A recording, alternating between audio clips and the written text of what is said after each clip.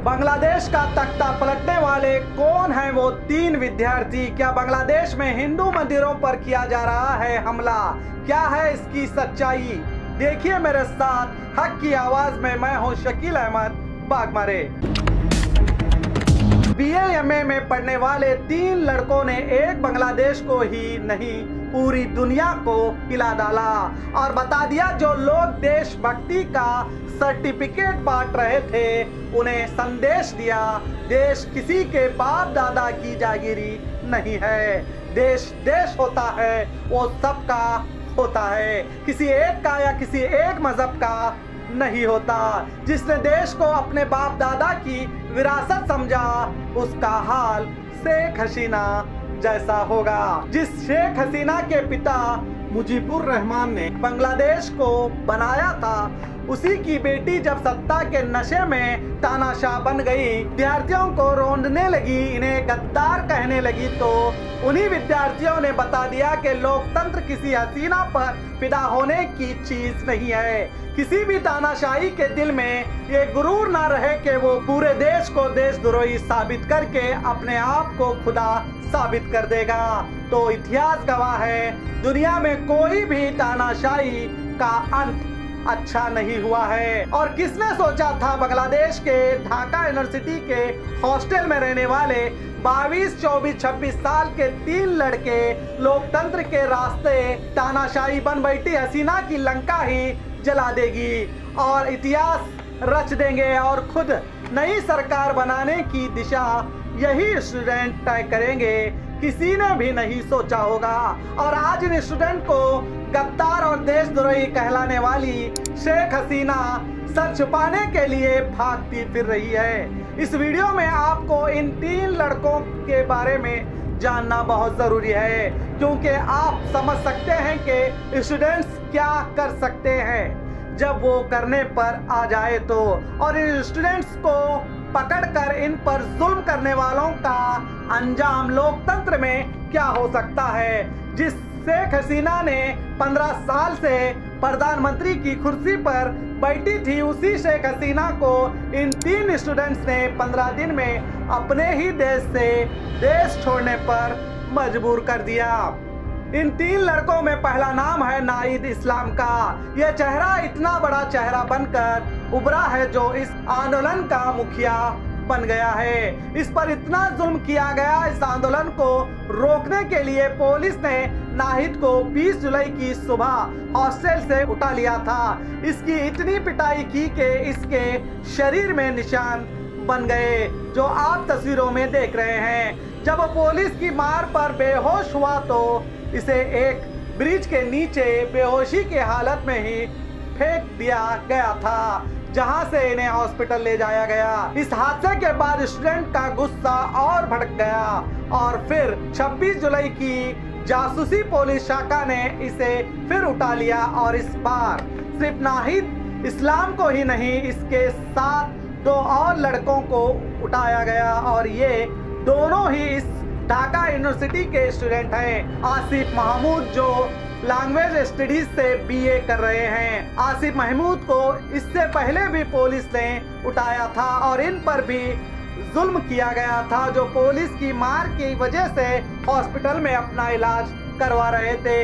इसे 26 जुलाई को हॉस्पिटल से ही उठाया गया। और दूसरा अबू बकर मोजमदार, वो भी ढाका यूनिवर्सिटी से ही भूगोल से BA कर रहा था और साथ ही नागरिकता आंदोलन से जुड़ा हुआ था। 5 जून को हाईकोर्ट के आरक्षण के फैसले के बाद अबू बकर ने अपने दोस्तों के साथ स्टूडेंट अगेंस्ट डिस्क्रिमिनेशन मूवमेंट की शुरुआत की। 19 जुलाई को पुलिस अबू बकर को गिरफ्तार कर लेती है। फिर 2 दिन बाद पुलिस नाहिद इस्लाम की तरह अबू बकर को भी सड़क पर फेंक जाती है। फिर इन्हें जख्मी हालत में हॉस्पिटल में भर्ती किया जाता है। फिर 26 जुलाई को नाहिद, आसिफ और अबू बकर को पुलिस उठा ले जाती है। सरकार के इस रवैये पर विद्यार्थी और भड़क गए। सत्ता के नशे में चूर शेख हसीना 26 जुलाई को 2 और आंदोलनकारी स्टूडेंट्स को उठा लेती है। सरजिश आलम और हसलात अब्दुल्ला को ना ही इनके परिवारों से ना ही इनके वकीलों से इन्हें मिलने दिया जाता है। फिर सोशल मीडिया में एक वीडियो वायरल किया जाता है जिसमें नाहिद इस्लाम, आसिफ महमूद और अबू बकर मौजमदार कहते हैं कि वो सरकार के खिलाफ प्रदर्शन अपनी मर्जी से वापस ले रहे हैं। ये वीडियो जबरदस्ती इन्हें बनाने पर मजबूर किया गया था। इस वीडियो के सामने आते ही आंदोलन धीमा पड़ने लगा। शेख हसीना ने 1 अगस्त को इन तीनों को छोड़ दिया। यही शेख हसीना की सबसे बड़ी भूल हो गई। बाहर आते ही नाहिद इस्लाम ने फेसबुक पर एक वीडियो पोस्ट किया और स्टूडेंट से अपील की कि आंदोलन खत्म नहीं हुआ। घरों में ना बैठिए, आप जहां कहीं भी हो वहीं से घरों से बाहर निकलकर आंदोलन में हिस्सा लीजिए कहते हुए नाहिद ने कहा कि पुलिस ने इन्हें जबरदस्ती उन्हें मारपीट करके एक झूठा वीडियो बनाया था। बस क्या था, इस अपील ने बुझते हुए आंदोलन को और हवा दे डाली और देखते ही देखते बांग्लादेश की सड़कों पर जनसागर आ गया और सरकार ने इस जनसागर को रोकने के लिए गोलियां चला दी, जिसमें एक ही दिन में 93 लोगों को मौत के घाट उतार दिया गया। इसमें ज्यादा स्टूडेंट थे। उसके बाद नाहिद ने 4 अगस्त को अपना आखिरी मैसेज शेख हसीना को कहा, शेख हसीना फौरन कुर्सी छोड़ दें, अगर नहीं छोड़ा तो हम इन्हें चौराहे पर लाएंगे। आज हमने लाठी उठाई है, अगर लाठी काम नहीं आई तो हम हथियार उठाने को तैयार हैं। और पीएम हसीना देश को गृह युद्ध में ढकेलना चाहती हैं। अब शेख हसीना को तय करना है क्या वो कुर्सी से हटेंगी या कुर्सी पर बने रहने के लिए खून खराबा का सहारा लेंगी।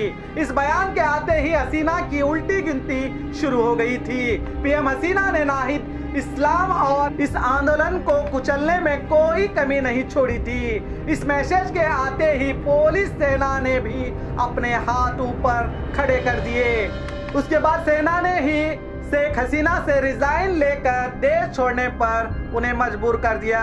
आगे की कहानी आप सब जानते हैं। नाहिद इस्लाम ढाका यूनिवर्सिटी में सोशियोलॉजी के विद्यार्थी हैं। आज ये स्टूडेंट इतना बड़ा चेहरा बनकर सामने आया जिसने सत्ता पर कब्जा करने के इरादे से बैठे आर्मी के जनरल को तक चेतावनी दे डाली। प्रधानमंत्री की कुर्सी के तरफ आंख उठाकर भी ना देखें वरना अंजाम बुरा होगा। इस धमकी के बाद ही सेना ने अंतरिम सरकार बनाने का फैसला किया जो अब बन गई है, वरना सेना सरकार बना देती। हसीना का रास्ता ठीक नहीं ये हम सब कहते हैं, मगर क्या जिस देश के करता धरता राष्ट्रपिता शेख मुजीबुर रहमान की मूर्ति को तोड़ा जाना सही है? प्रधानमंत्री के घर घुसना, तोड़फोड़ करना, लूटपाट मचाना क्या सही है? सब गलत है। इनर गारमेंट की इस तरह नुमाइश करना ये बेशर्मी की हद है। इन जाहिलों को बेशर्मों के मुंह पर कितना भी थूका जाए कम है। और जिन वैशी जानवरों ने कुछ हिंदुओं पर हमला किया, तोड़फोड़ मचाई, ऐसे जानवरों पर लानत है। और उससे भी बढ़कर हमारी गोदी मीडिया पर भी लानत है जो भारत के हिंदुओं को झूठे खबरें दिखा रही है। ये तस्वीर जो आप देख रहे हैं ये एक रेस्टोरेंट की है जिसे दलाल चाटुकार हिंदू मुस्लिम करने वाली मीडिया मंदिर कहकर बता रही है। देखिए इस वीडियो में साफ अल्फाजों में जी न्यूज इस रेस्टोरेंट को मंदिर बता रही है और इस जलते रेस्टोरेंट के नीचे लिखा है हिंदू के मंदिर पर हमला, ताकि भारत देश के हिंदू भाइयों में मुसलमानों के खिलाफ नफरत और बढ़े। अब इस न्यूज को भी देखिए जो गोदी मीडिया एक रेस्टोरेंट को मंदिर बनाने पर तुली हुई है, वो आखिर क्या है। আসসালামু আলাইকুম। আজকে আমি হাট বাজার কিছুই দেখাবো না, আজকে আমি দেখানোর চেষ্টা করব রাজপ্রাসাদ। নামেও যেরকম রাজপ্রাসাদ, মনে হয় সম্ভবত ভেতরে গেলে ভেতরে প্রবেশ করে আপনাদের দেখাবো। সুন্দর, আপনারা এখানে আসলে ছবি উঠাতে পারবেন। राजप्रासाद सत्य बंधु। अब इस पोस्ट को भी देखो, बांग्लादेश में हिंदू लड़कियों की इज्जत से खेला जा रहा है, उनका कत्ल किया जा रहा है। ये तस्वीरें, ये वीडियो आपको बहुत बेबस महसूस कराती है। ऐसे पोस्ट डाले जा रहे हैं, जबकि इस वीडियो की हकीकत यह है कि ये वीडियो 2021-22 का है, जो जगन्नाथ यूनिवर्सिटी का है, जहां आत्महत्या के खिलाफ एक नाटक के जरिए एहतजाज किया गया था। इस नाटक के वीडियो को उठाकर हिंदू लड़कियों के इज्जत के साथ खेला जा रहा है, कहकर गलत अफवाहें पैदा की जा रही हैं। ऐसे फेक पोस्ट सोशल मीडिया पर वायरल करके हिंदुओं को उकसाने का खेल खेला जाता है। ऐसे बेहिसाब वीडियो इमेज जो आप स्क्रीन पर देख रहे हैं, ये सभी फेक हैं, झूठे हैं, और इस झूठ को और बढ़ावा दिया जा रहा है। इन स्टूडेंट की आड़ में बांग्लादेश में कई कट्टरवादियों ने घुसकर जिन हिंदुओं पर जिसने हमला किया है, इस पर हमारी सरकार को सख्त कदम उठाना चाहिए। और जो मुसलमान जो हिंदू मंदिरों की रक्षा कर रहे हैं, हिंदुओं की रक्षा कर रहे हैं, दिन रात मंदिरों और घरों के बाहर खड़े हैं, वो हमारी मीडिया दिखाना नहीं चाहती, और जो दिखा रहे हैं उस पर भी सवाल उठाया जाता है, क्योंकि सच दिखाने से हिंदू मुस्लिम में कहीं प्रेम ना हो जाए।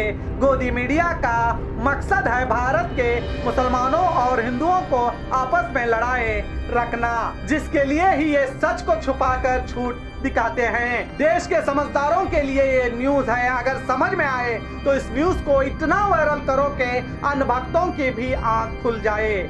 और देश में जो नफरत का माहौल बना रहे हैं, हिंदू मुसलमानों को भटका रहे हैं, कानून को अपने हाथों में लेने की बात कर रहे हैं, जबकि देश का कानून होते हुए खुद ही हथियार उठाने की बात करते हैं, एक मजहब को बार बार टारगेट करते हैं, मारने की बात करते हैं, कानून की धज्जियां उड़ाते हैं, वो असल में किसी भी धर्म के क्यों ना हो, वो आतंकवादी ही हैं। ऐसे आतंक फैलाने वालों पर, नफरत बांटने वालों पर कानून को सख्त से सख्त कार्रवाई करनी चाहिए। भारत की मीडिया और नफरत बांटने वालों ने बांग्लादेश के विरोध झूठ प्रोपेगेंडा फैलाने में कोई कसर नहीं छोड़ा। जाते जाते देखिए हकीकत का असली चेहरा। अल जजीरा ने किया झूठ का पर्दाफाश।